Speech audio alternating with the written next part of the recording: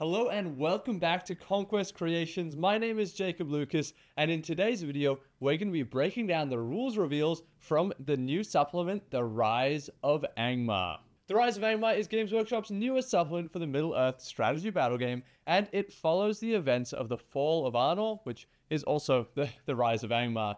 Arnold was the northern kingdom of men that was destroyed by the Witch King roughly 500 years before the events of the Lord of the Rings films. This has been a part of the lore that has always been mentioned in passing. We've had the Arnor and Angmar factions for a long time, and in video games like the Battle for Middle-earth 2, we got the Rise of the Witch King that focused on the kingdom of Angmar, but now we get to see it fleshed out in full detail. This new supplement has 14 new profiles and 7 legendary legions that we're going to be breaking down in this video. But before we get into that, it's important to note that this supplement is only going to be valid for the remainder of the current edition of the Middle-earth strategy battle game. I'm expecting around late November the new edition is going to drop, which is going to invalidate these profiles. It is unfortunate timing that this new supplement is coming out now, but Games Workshop did tell us that it wasn't the plan. So we're going to be reacting to these new rules, and I'm expecting that they will be very, very similar in the new edition going forwards. In this video, we also don't have the official rules yet because they were revealed on Guerrilla Miniatures Gaming, and from there we've been able to piece together all of the rules, but the official book will drop sometime next week. Alright, let's get into it and start by looking at these profiles. The first profile that we're going to be looking at is Aronth, the first chieftain of the Dunedain. So this is the king of Arnor's son, King Arvedui, his son, and basically after the fall of Arnor, this guy becomes a ranger. He goes into the woods and he starts his tribe of Dunedain instead of rebuilding the kingdom. Now he comes in at 80 points, has a fight value of 5, which is decent, and he's got a pretty standard stat line. 2 attacks, 2 wounds, the 3 might, with 2 will and 2 fate. So pretty standard across the board there. He's got a bow with expert shot, so he can fire twice. Got Hatred Angmar, and if you take Aronth, one of them, then you can take Rangers of the North and Dunedain into the Arnor army list as if they were part of it, and they gain the Arnor keyword. Now that's key because they're going to interact with Malbeth. He's kind of the healer character in Arnor, and he's going to give these guys a 5+ save if you have Aronth because he gives them that keyword. Alright, the next profile is Arnor, the last king of Condor. Now, we did see a debut of this guy's rules a little bit earlier. We didn't get the full stat line, but it looks about how we were expecting. Arnor comes in at 100 points. He's got a fight value of 6, strength of 4, defense of 7, and then 3s in a lot of places. So 3 attacks, 3 wounds, 3 might, 3 will, and only 1 fate. Now, in the lore, the Witch King challenges this guy to a duel, and he basically says yes, goes Leroy Jenkins straight into the Witch King's castle, never comes out. Probably wasn't the best play. But for 100 points, this guy is an absolute bargain. He's got 2 special rules that are a very big deal for him. If he didn't have these special rules at 100 points, he's already really, really solid. And then he's got a Fool's Challenge. So if Arnor is the target of a Heroic Challenge, he can't decline. Now that's kind of cool. Heroic Challenge doesn't come up much. That's something that I'm hoping to see more in the next edition, being better. But also, if you know your opponent can't decline, then you're probably a lot more inclined to actually challenge if you have a bigger hero than him. And he must always charge an enemy hero model if he's able to do so. That is absolutely massive. You get a lot of your control with this guy taken away because he has to go for those heroes. So late game, if he wants to go after an objective, you might just be able to bait him out. Or even early game, if he wants to kind of stay back for a few turns and dance around and get the rest of the army to shoot you, well, you can really, really easily get him out of position. So that, he's incredible value for 100 points, and this kind of discounts him. This is a special rule that's actually not good for him in any way. It makes him worse. He also has a Master Duelist special rule. And this one is at the start of the fight value, he can copy his... at the start of the fight, he can copy his enemy's fight value. This is kind of like the Knight of Umbar, which is pretty cool, and it's really, really good. So it means if he goes into a fight 7 Azog, well, he also goes up to fight 7. Now, this is before strikes, so there's still going to be a lot of strikes, but it's really scary. He can take an armored horse and a lance to make him 120 points all up. I think this guy's going to be really, really popular because he is super cheap for the amount of damage that he can potentially put out. It's going to take a good opponent to realize how to make him fall for that Fool's Challenge special rule and get him out of position. The next one that was also debuted earlier is Argadir, the captain of Arnold, coming in at 85 points. He's got a very similar to a captain stat line with the 3 might, 5/5, 2 attacks, 2 wounds. So basically an Arnold captain on horse with a war spear. So that gives him +1 to wound on the charge. Interestingly, the horse isn't optional. It's built into his profile. It's in his war gear. So we haven't seen that much before. You can't take this guy on foot. So yeah, that's just an interesting, I don't know, little quirk about him. He's got Master Battle 5+, Hatred Angmar, and Expert Rider. So nothing too revolutionary with this guy. He basically just puts a lot more resources into your Arnor army. He's got March and Defense, so he's pretty tanky, and he can get you around the battlefield. There's nothing too special about him, and look, that's okay. He's going to fill the role of a regular captain pretty well. Next up, we have the only troop choice revealed for the good side, or the only troop choice being added for the good side, and that is the Knights of Arnor. These were the first ones that were announced. They come in at 14 points.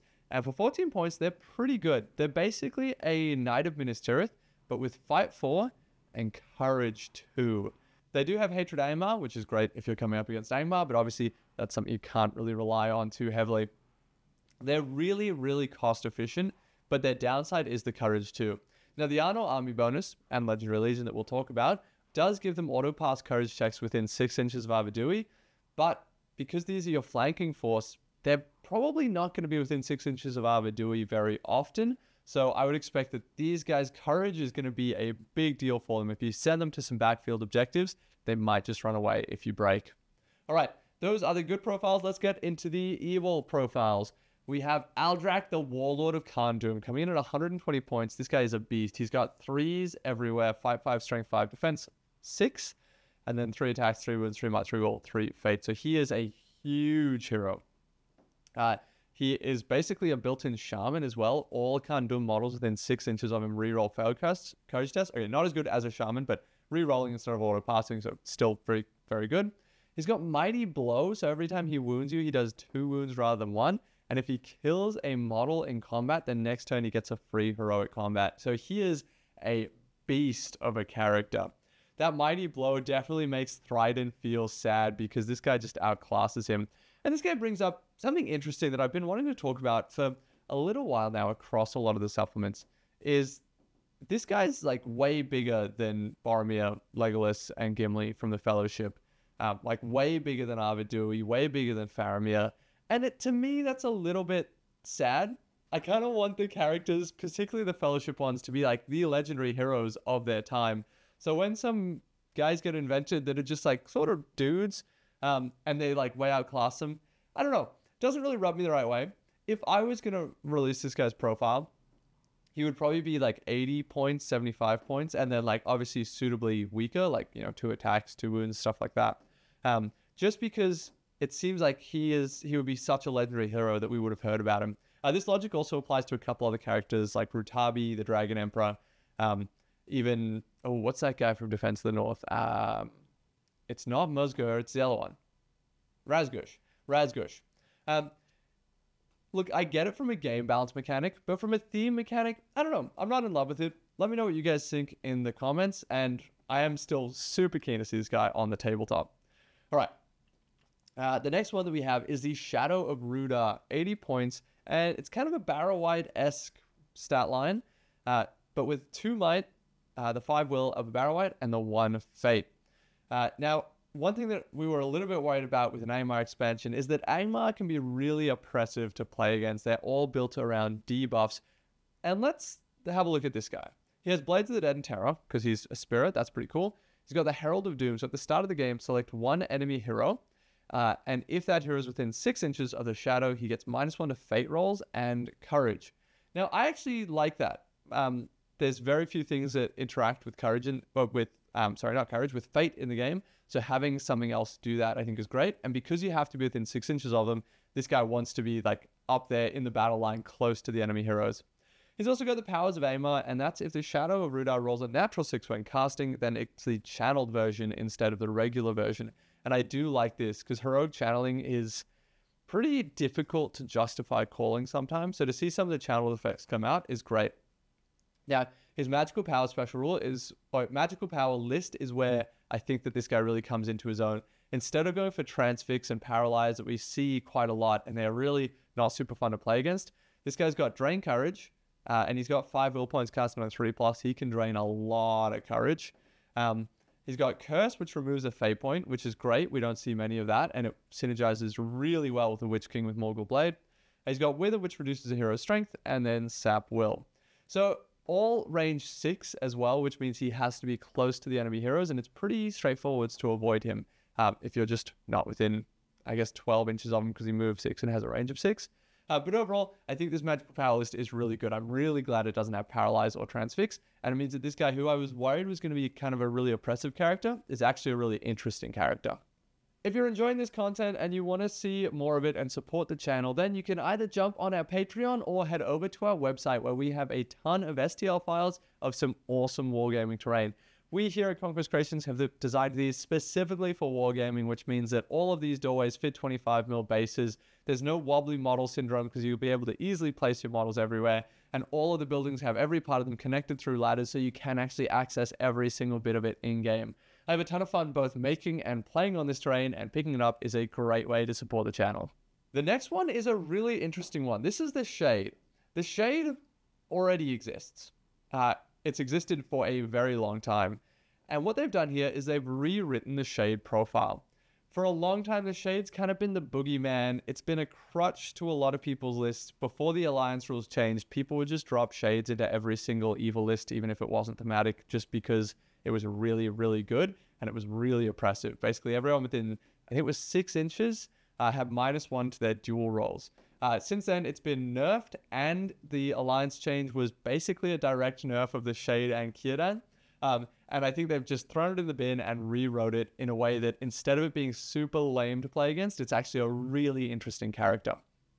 Okay, so it's Fight 1, Strength 1. That's pretty terrible, but this thing's not fighting, so that's okay. It's got Defense 8, 2 attacks, 3 wounds, Courage 6. It used to be Courage 1, so now it can be used to keep your orcs around late game. No Might, 4 Will, and 1 Fate. So it is really tanky with the defensive 8 and 3 wounds and a fate point.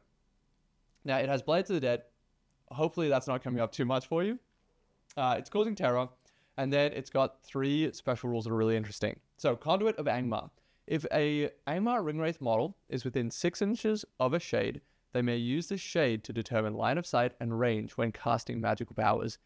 That's really, really big. It means it's going to be a lot more difficult to stay safe from enemy Ringwraiths, as it's a, well, it is a conduit. The range, I think, is the big one in particular. Like a Black Dart can be shooting from 18 inches away. So that is pretty scary. It says, additionally, after making a casting roll within 6 inches of a friendly Shade, an Angmar Ringwraith model can choose to deal a single wound to the Shade to add 1 to the casting value. Now, this is after making a casting roll. So if I declare that I want to do a Black Dart, I only roll a 4, then I can deal a wound to the Shade to make that work. I think this is really, really interesting. It's obviously, you can only do that 3 times, and each time you do it, the Shade becomes, easier to kill. I think it's a really, really good game design in this model. That's super interesting. There's times that you'll want to do it, but it's a risk, so super happy with that. The next one is Swirling Mists. At the start of the shoot phase before heroics are declared, you can expend a will point to activate this ability. For the remainder of the turn, enemy models will suffer -1 to hit penalty when making a shooting attack that targets a friendly model within 6 inches of the Shade. If the enemy model is within 12 inches of the Shade, they will suffer -2 instead. I'm a big fan of this. I think that shooting is really, really powerful in the game, so anything to help weaken it, I think is really important. One of Angmar's big weaknesses is also being shot out, and this is a great way to help with that, so I'm a big fan of that. And then finally, we have Ghostly Resolve. Friendly Angmar Orc models within 12 inches of 1 or more Shade add 1 to their courage value, so huge. This guy's really plugging a lot of the holes in Angmar while being really interesting to play around with. The old Shade profile also, well, it didn't really plug holes. It just made you incredibly good at what you do. Whereas this guy is making the list more well-rounded, which I really like. The next one we have is NASDAQ Orc Captain. This guy's definitely a fan favorite. So he's a pretty generic Orc Captain profile. He's got the 3 might because he's a named character, and he's got heroic defense. And his special rule is one of the most fun ones in the game. It is Scavenge. Whenever he kills an enemy model, he can take their war gear. So you can imagine if he kills an elf that has a shield, he can get an elven blade and a shield, which is going to be a big bonus to him. Now, importantly, it does say that any effect from the war gear will count for NASDAQ. So, for example, if he kills Boromir, Captain of the White Tower, and gets his 6-inch banner, that'll also give +1 fight to NASDAQ. If he kills the Witch King and gets a Morgul Crown, he'll go up to 3 attacks. If he kills Gilgalad, he'll get an Elven Made Spear that has +1 to wound built in. There's so many fun and exciting ways that this guy could come up with like awesome war gear steals that I think will be absolutely hilarious in game. I think a lot of them are super unlikely. You need him to assassinate big characters for that to happen, but just the threat of it is so cool. So I'm really keen to see this guy on the tabletop. I also think he's going to be a pretty popular choice because I'm usually pretty low on might, so you get an extra might point with him. All right, the next one is a Khan Doom model, and this is Freached. I think it's Freached. It might be Fraked. The Vassal of the Witch King. Anyway, I'm sure there's going to be a debate on how to actually say his name, and I'm probably incorrect. Now, he's pretty cheap. He's only 65 points. He is still sort of he's like a lower tier captain stat line. He's got 2 wounds and 2 attacks, but only a fight of 3 and only 1 might. But he has the Incantations of Power special rule. So after rolling for priority, he can spend a will point to give out some bonuses. Either you can get reroll 1s to when making strikes, you can ignore wounds on a 6, or you will not be slowed by difficult terrain. He's got 4 will points, so you can only do that a handful of times. Now, I don't think that any of these bonuses make a huge deal, but I think it's a really cool game design mechanic that this guy has. I like the idea of having to spend resources to get multiple different options. Now, we're going to talk about him briefly again in the Legendary Legion, where the range of his Incantations of Power will be larger, and I think that definitely makes him a bit stronger.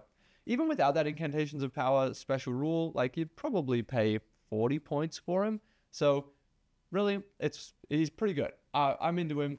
I don't think that he's necessarily going to be the most competitive pick out there, but I'm expecting him to be used quite a lot in Khan Doom armies. Next up, we have just a generic captain of Khan Doom, 55 points. He's got the Glory Seeker special rule and just a regular captain stat line. And he gets +1 to wound enemy hero models in combat, which I think is really cool. I like the generic captains having a bit of flavor to them, having a special rule that makes them not just really plain. So I'm glad they went with this direction, and that's a big thing I'm expecting to see in the new edition, is that a lot of those generic captains will get a little bit extra to go with them. Now, another good thing about this model is that in the Khan Doom Warriors pack, you'll have the bits to make this guy. So it actually makes the Khan Doom Warriors a really, really good value pack, because it comes with a banner and the option to make a captain. All right, next up, we have the Hill Troll. This one really surprised me. We do get a new Berto model, but his rules are unchanged, so we're not talking about them here. But we're into the Warriors, the Hill Troll, coming in at 75 points. So that's the same as a Cave Troll, and a very similar stat line to the Cave Troll, maybe even the same, or not quite the same. So fight 6, strength 6, defense 6, and then 3 attacks, wounds, and courage. His shoe value is 4+. We'll get back to that in a sec. Now, he is a monster, so he has Terror and Throw Stones. The Throw Stones ability with a 4+ shoe value is actually pretty legit with these guys. It's got a range of 12 and a strength of 8. So you can actually put some damage out there, especially when people aren't expecting it. You know, if they've got 5 or 6 bows, they might expect you just to have to run forwards. But if you have 2 Hill Trolls just sitting back there, they'll outshoot those 5 or 6 bows, because the strength 8 is probably wounding on 3s. He's also got the Pathfinder's special rule, which says that you can choose a single piece of difficult terrain, and friendly AMR models do not treat it as difficult. So that's interesting. That's kind of similar to what Fraked does. And yeah, it's interesting that they're building stuff to avoid difficult terrain.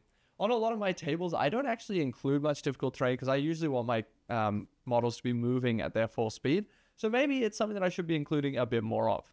He also has the Hill Troll Intelligence special rule, which means he basically always gets a banner when fighting against infantry, but it does still stack the banner. So you can just roll a single d6 in a 5 value.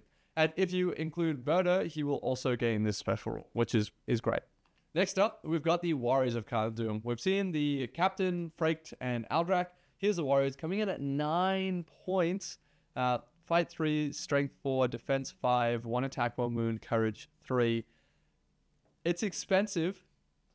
It's really expensive. It's pretty similar to a Dunland Warrior, but he then gets the Glory Seeker's special rule, so you can get +1 to an enemy hero models in combat, and they can take a spear for 1 point. Man, these guys cost a lot of points. I think they're super cool. Love the models. For 9 points, yeah, that's the same base cost as an elf. When you compare the base cost of 9 points for one of these guys to 9 points for a High Elf Warrior, the High Elf Warrior gets +2 fight and +2 courage in exchange for -1 strength, and obviously loses the Glory Seeker special rule. But the High Elf can also take a shield. So these guys cost a lot. I think that, you know, stacking bonuses on top of them definitely makes them a lot better.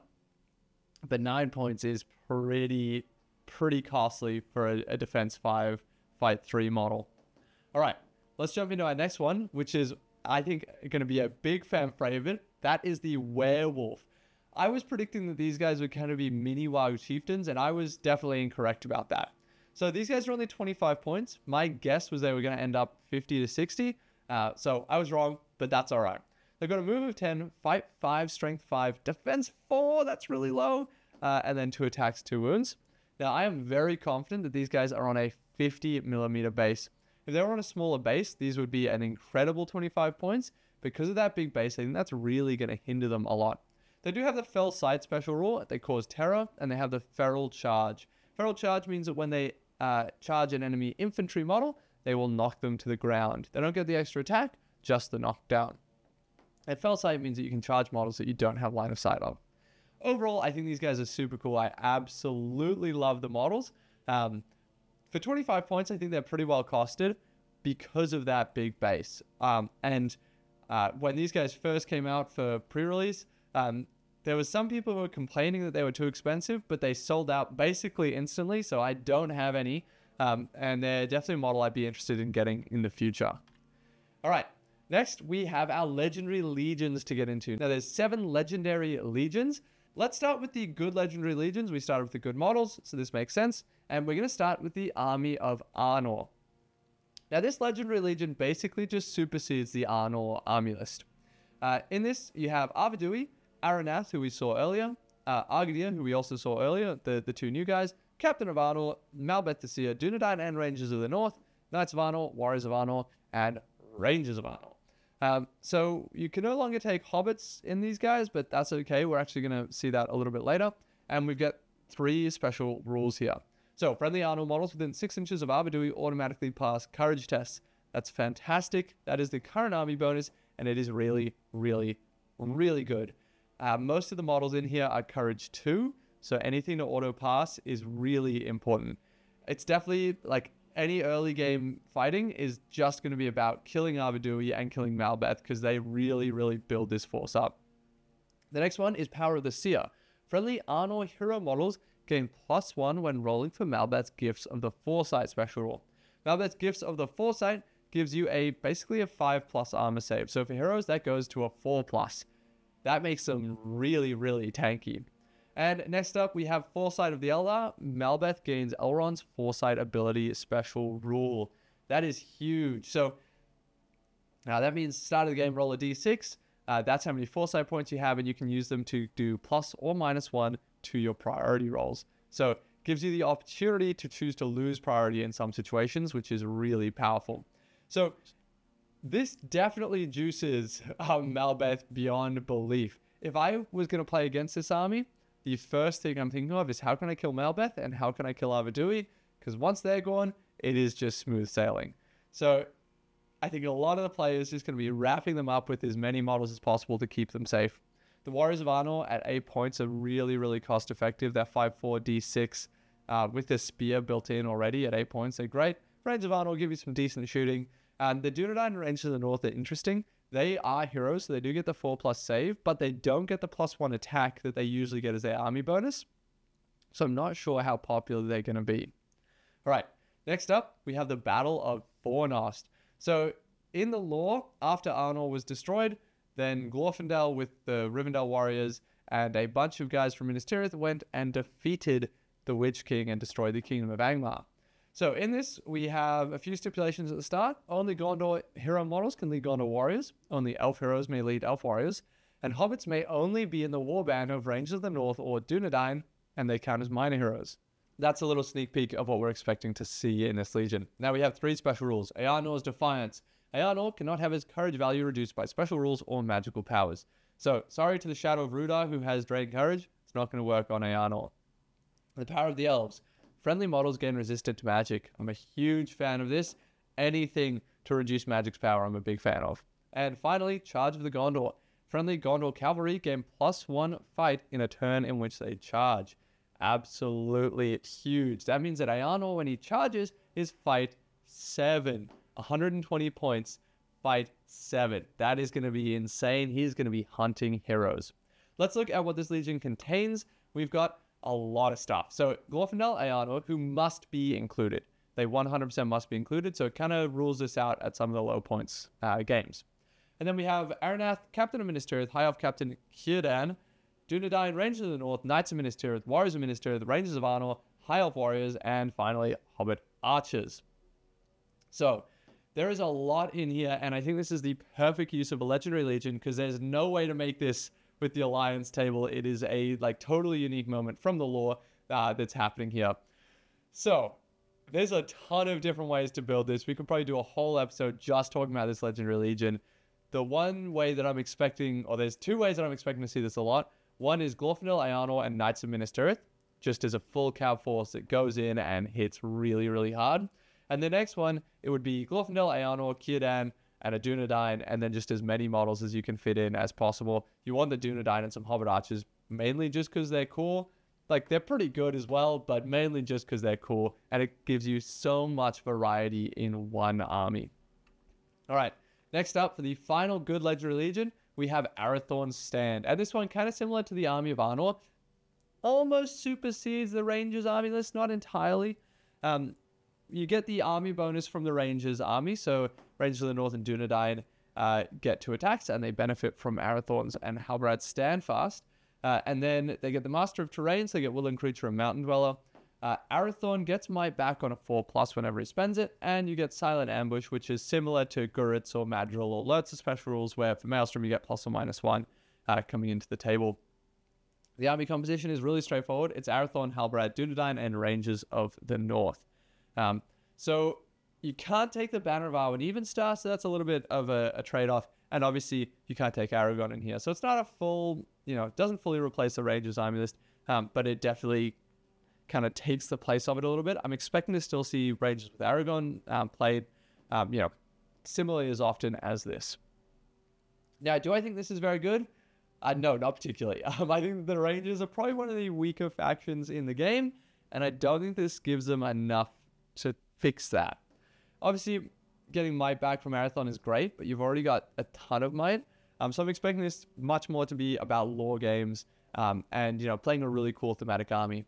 I can imagine myself playing this at 300 points with Arathorn and 9 Dunedain. I think that's a really good sweet spot for it, because there's not going to be any huge heroes that are just going to go and smash through you. 10 bows at 300 points is quite a lot. And what's that? 12 Might points, and you can get some of them back on a 4-up is actually pretty good. So I think that's definitely where it's most powerful. All right, let's get into our evil Legendary Legions next. And we're going to start with the Army of Khand Dûm.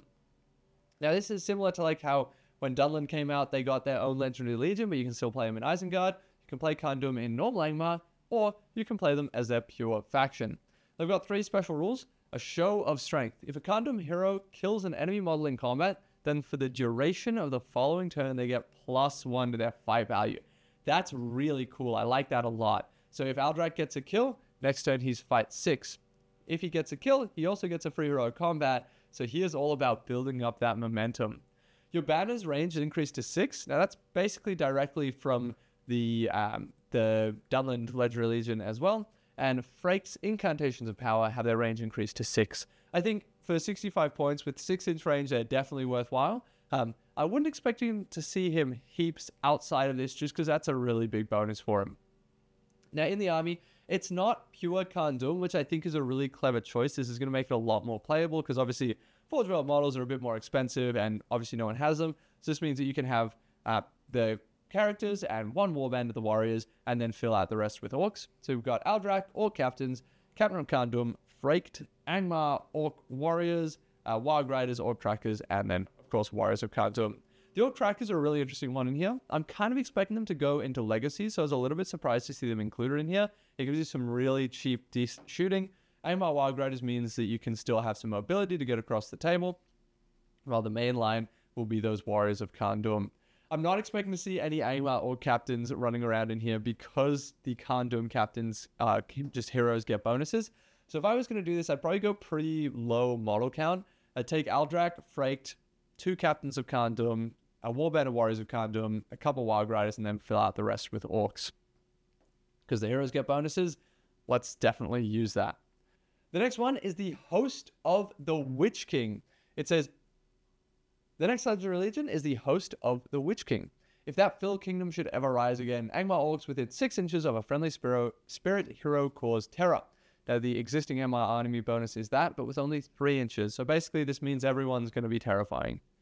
You get Dark Sorceries, so Ring Wraith models may reroll a single d6 when making casting or resist tests. Lord of the Nazgul. The Witch King increases his attacks 2-3 and only loses will for having been in a fight if he loses. And no man can kill me. The Witch King gains +1 to his fight while engaged with an enemy man model. Great. So really interesting special rules there. The important thing is in our composition, the Witch King cannot take the Crown of Morgul. So a lot of these Legendary Legion rules basically just build him back up to that, getting a reroll and the 3 attacks. You have the Witch King, the Dwimlake, the Tainted, Angmar or Captains, NASDAQ, Barrow-White Shade, Shadow of Rudar, and then kind of what you'd expect, a Shaman, Wild Rider, Deadmarsh Spectre, and an Angmar Orc Warrior. So pretty similar. This is not superseding Angmar at all, because it is very restrictive. We're losing Berta, we're losing Gullivar, which is the big one, and we're losing Cave Trolls. And you're basically getting a bunch of casters. I think that this is a really good balance of a Legendary Legion where, yeah, you're restricted, but you get some stuff to make up for that. If I was going to be building this one, definitely taking the Witch King every time because it's the host of the Witch King, and every single time, and I seriously mean it, every single time, I'm taking the Morgul Blade. I recently saw a blog post saying that you should never take it, and drawing a line in the sand there, always take the Morgul Blade. It's so, so good. Happy to fight anyone on that one. And then you've got like the Ring Wraiths getting bonuses. You have the new Shade profile, which works with the Ring Wraiths. So I'd love to see all 3 Ring Wraiths. You know, at 800 points, you could probably take all 3 Ring Wraiths and a Shade, and then just a bunch of Orcs, and see how you go there. So it's a really magic heavy one, which can be a little bit oppressive, but I think this is doing it in a really interesting and cool way. All right. The next one is going to be Bertos Horde. Berto is the Hill Troll Chieftain, and this is his army. So they've got 3 special rules. The friendly models gain Woodland Creature and Mountain Dweller. So that's pretty cool, I guess. A fearsome foe. Berto gains Blood and Glory. Awesome. And if he slays an enemy hero, he gets the Fearless special rule. Yes, that's what that says. It says that the other way around. He gains Fearless if he kills an enemy hero in combat, which is really cool. If he kills a hero or a monster in combat, he also counts as a banner for the remainder of that turn. So he wants to hunt down those heroes. And finally, we have the Ambushes special rule, and this is the one that makes this Legion. Now, I have a few asterisks next to that because this one's a little bit unclear at the moment, but I'm very confident that this is going to work exactly the same way as the Hobbit Ambush special rule. That means that on turn 3, you can either choose 1 terrain piece and place a full warband within 1 inch of that terrain piece, or come in from any point along the board edge.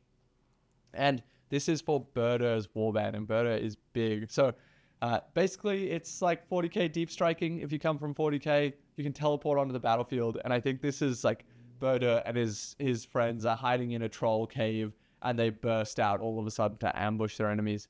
I'd love to see this army built with just like 1 warband, Berto, and hill trolls, and they come out of a terrain piece, and like you deploy 0 models at the start of the game. So your opponent has 3 turns basically just to deploy and then maneuver, and then bang, Berto drops out of nowhere, and then the game really starts. Now, I'm not exactly sure if this is going to count as moving, because you might be able to throw stones with the hill trolls at the turn that you arrive as well, which is really cool. Now, there is still plenty of counterplay to that Ambush's special rule. Because Berto is a large model, you can't place within enemy control zone, so if you surround terrain pieces, then he won't be able to come out of them. But either way, really cool. I think it's going to be a ton of fun.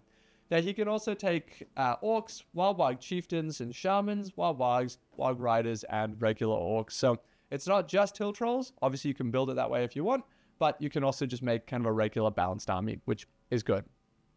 And finally, we've got one more, and I think that it's going to be the fan favorite one out of this release. It is the Wolf Pack of Angmar. So this is a pure Warg and Werewolf Legion, which is super cool. So werewolves will also gain from the Warg Chieftain stroke actions and stand fast.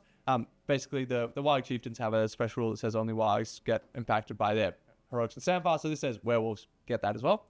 And then we've got 4 special rules. So the leader of the pack, the leader of this force gains an additional might, will, and fate, and is a hero of valor. So that's a Warg Chieftain with 3 might going in there who can do a lot of damage. Howl the Wolf means once per game at the start of any fight phase, your leader may use this ability, and until the end of the turn, friendly models gain +1 fight and reroll 1s to wound. So you only get this once, and you really want to do a lot of damage that turn. We've got Protect the Alpha. If your leader suffers a wound, he then becomes a 6-inch banner, which is really cool. I loved it. It's only if you suffer a wound, so you kind of want to send your leader in recklessly, get wounded, not spend the fate, and it's worth it to get that 6-inch banner. And Feral Charge. Wargs gain the Werewolf Feral Charge special rule. So this makes Wild Warg Chieftains terrifying. They're 3 attack strength 6 already, and now they're going to get knocked down and potentially get +1 fight. So that is super cool. That Howl of the Wolf is definitely going to be kind of the game-defining moment. The werewolves going up to fight 6 is going to really show you if you can win the game or not. This army is all 40 or 50 mil bases, so it takes up a lot of space on the table, which is definitely a huge weakness that it has. But, you know, for a pure Warg army, it's super awesome. I think this is probably going to be more of a meme list than anything. I think at 300 points or 500 points is probably where it's best, and the bigger you get, the weaker it becomes. But I'm keen to play this one, and I think a lot of people are keen to play this one because it's going to be a ton of fun. All right, well, that is the reveals for all of the Rise of Angmar content. Obviously, there's all the narrative stuff in there as well, and we'll be getting to that at another time. I'm really keen to play through some of those scenarios. All right, this has been Conquest Creations. My name's been Jacob, and until next time, thank you for watching.